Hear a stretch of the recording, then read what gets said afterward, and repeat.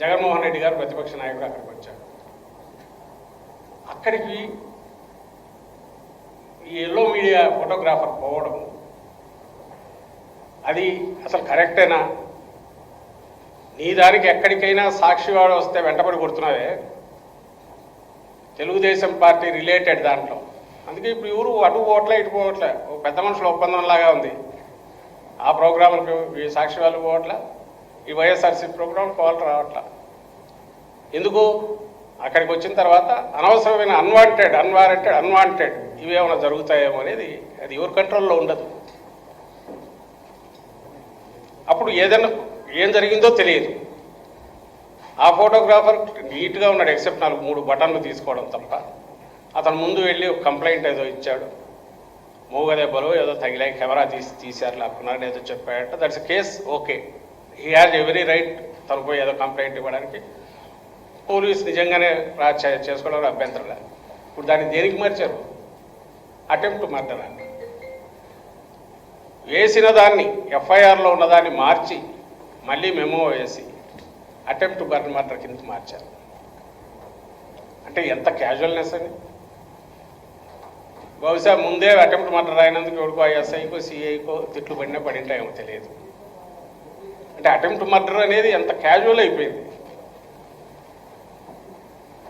అక్కడ ఆ రోజు జరిగింది అయినా 3 జిల్లాల ఎస్పీలు, ఒక డిఐజీ, ఎంటైర్ పోలీస్ బెటాలియన్లు 1000 మందో 2000 మందో 5 రోజులుగా అక్కడే కూర్చొని టెర్రరైజ్ చేసి. పోలీసు ఉండేది దీనికా? ప్రతిపక్షాలను టెర్రరైజ్ చేయడానిక? కడుపు మండిన రైతులను టెర్రరైజ్ చేయడానిక? అర్థం కావట్లా. ఇంకా మొన్న జరిగింది నెల్లూరు ఇన్సిడెంట్.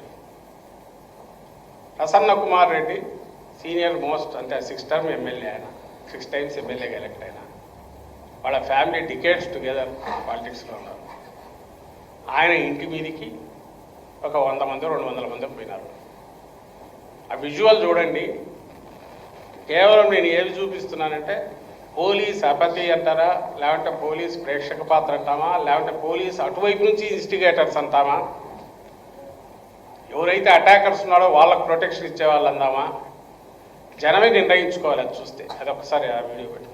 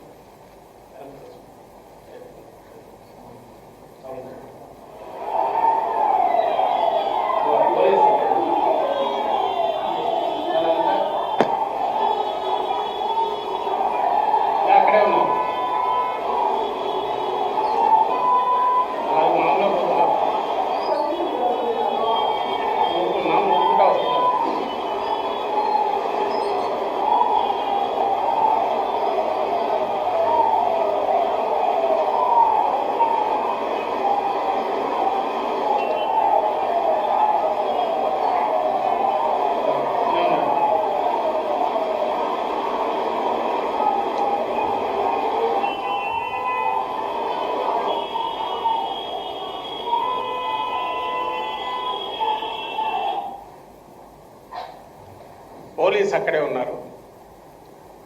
పోలీస్ వ్యాన్ ఉంది. అక్కడ ఇద్దరిని పట్టుకున్నా చెప్తారు ఎవరనేది. ప్రయత్నం చేయలే. పైగా వాళ్ళ ముందే అదేదో లోపల మంటలు కూడా పెట్టేసి వచ్చేస్తారు. అది ప్రయత్నం చేయలే. తర్వాత మా పార్టీ వాళ్ళు చూపించారు, ఇదో వీళ్ళు ఉన్నారని ఫోటోలు కూడా చూపించారు. ఏమీ జరగలే. ఇప్పటికీ ఎన్ని రోజులు అయిందో జరిగి వారం దాటినది నాకు తెలిసి, వారం అయినట్టు. ఈరోజు ఏదో జరిగి పెట్టారని అన్నారు. ఇది కూడా అన్నోన్ పర్సన్స్ అటాక్ సంథింగ్ అట్లాంటిది ఏదో పెట్టారని. సుమోటోగా పెట్టాల్సిన కేసు. అంటే వాళ్ళే చూశారు, వాళ్ళ కళ్ళ ముందే జరుగుతుంది. ఇన్సిడెంట్ గురించి రాసి ఎఫ్ఐఆర్ వాళ్ళు కట్టాల్సిన వాళ్ళు. ప్రసన్న కుమార్ రెడ్డి గారు ఆయన కంప్లైంట్ ఇస్తే దాన్ని పక్కన పడేసి వారం పైగా కూర్చున్నారు. ఇవన్నీ చూస్తే ఇంకా జగన్మోహన్ రెడ్డి గారి వరుస టూర్ల గురించి అందరికీ తెలిసినది. పొదిల్లో ఏం జరిగింది, 30 మందో 40 మందికో పోలీసులు ప్రొటెక్షన్ ఇచ్చి నిరసన అనే పేరుతో వాళ్ళతో రాళ్ళే ఇస్తారు. తర్వాత అరెస్ట్లేమో రైతులను, వైఎస్ఆర్సీపీ నాయకులను వీళ్ళని చేస్తారు. 100 మంది సత్యనపల్లికి వెళ్తే ఈరోజు నోటీసులు చిత్తూరు 2000 మందికో 3000 మందికో ఇచ్చినట్టున్నారు. అంటే క్వశ్చన్ ఏ పాయింట్ ఏంటంటే ప్రతిపక్షంగా వైఎస్ఆర్ కాంగ్రెస్ పార్టీ కానీ ఇంకోరు కానీ ఏ కార్యక్రమం టేకప్ చేయకూడదు, ముఖ్యంగా వైఎస్ఆర్సీపీ. ఎందుకంటే ప్రజల్లో అభిమానం ఎక్కువ ఉంది. క్వశ్చన్ చేస్తుంది నిలబడి, నాయకుడు గట్టిగా నిలబడ్డాడు జగన్మోహన్ రెడ్డి గారు, క్వశ్చన్ చేస్తున్నారు. వీళ్ళ ప్రామిస్లు ఫెయిల్యూర్ క్వశ్చన్ చేస్తున్నారు. ఇప్పుడున్న ప్రభుత్వంలో జరుగుతున్న తప్పులను ఎత్తి చూపుతున్నారు. కాబట్టి ప్రతిపక్షం ఉండకూడదు, దీన్ని తొక్కాలి. దానికి ప్రధాన ఆయుధం కింద పోలీసులు వాడుతున్నారు, పోలీసు వ్యవస్థను వాడుతున్నారు. ఈ దురదృష్టవశాత్తు ఈ వ్యవస్థ, పోలీసు వ్యవస్థ పూర్తిగా ప్రభుత్వ పెద్దల చేతుల్లో ఒక వెపన్ కింద మారిపోయింది. దానివల్ల ఈ పరిస్థితి వచ్చింది.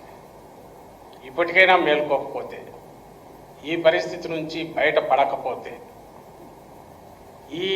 ఈ వ్యవస్థ ఏదైతే పోలీసు వ్యవస్థ ఈరోజు మా పనులు చేస్తుందని వాళ్ళు అనుకుంటున్నారో, అది ఆ తర్వాత ఎవరి పని చేయదు, వాళ్ళ పని వాళ్ళు చేసుకోవడం మొదలు పెడతారు.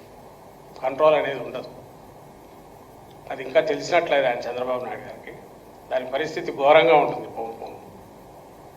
ఈరోజు జరుగుతున్న దీనికి సంబంధించినంత వరకు entire responsibility lies with Chandrababu Naidu గారు. ఆయన సంజాయిషి ఇవ్వాలి. అందుకని పొలిటికల్ దీనిలో గురించి మేము క్వశ్చన్ చేయట్లా. మీ పాలిటిక్స్ మీరు మీ డైలాగ్ మీరు మాట్లాడే, టీడీపీ వాళ్ళు మాట్లాడే మీరు మాట్లాడతారు, మేము మాట్లాడతాం. అది వేరే ప్లేన్లో ఉంటుంది. బట్ ఒక మినిమం ఒక లైన్ ఎక్కడో డ్రా అవుతుంది. ప్రతిపక్షంగా మా కార్యక్రమాలు మేము చేసుకోవడానికి వీలుగా, దానికి సంబంధించి కూడా మీరే డిసైడ్ చేస్తామంటే, చంద్రబాబు నాయుడు గారే డిసైడ్ చేస్తామంటే, ఇంకా ప్రతిపక్షం మేము పనులు ఏం చేయలేంగా, కొన్ని చేయకుండా ఉండగలమా? ఈరోజు తాడిపత్రిలో ఆయన పెద్దారెడ్డి కోర్టు డైరెక్షన్ ఇచ్చినా కూడా ఇప్పటికీ కాన్స్టిట్యున్సీలోకి రానివ్వట్ల. కాన్స్టిట్యున్సీలోకి వస్తే మీరు వస్తే గొడవలు జరుగుతాయంటారు. నాకు అర్థం కావట్లేదు. టీడీపీ వాళ్ళు కూడా ఉండకూడదు కదా అక్కడ. సరే, మా వాళ్ళు వద్దు, టీడీపీ వాళ్ళు కూడా వాళ్ళని రానివద్దు. మరి ఎట్లా ప్రజాస్వామ్యం ఇంకే కదా ఎక్కడ ఉంది? వీళ్ళు ఎప్పుడు చెప్తే అప్పుడు మా నాయకులు కాన్స్టిట్యున్సీలోకి వెళ్ళాలా? వీళ్ళు పర్మిషన్ ఇస్తే పోవాలా? పర్మిషన్ ఇస్తే ప్రోగ్రాం జరుపుకోవాలా? జగన్మోహన్ రెడ్డి గారు ఎక్కడికన్నా వెళ్ళాలంటే 100 మందికి మించి ఉండకూడదు. అసలు ఎక్కడన్నా ఊహించగలమా ఇలాంటివి?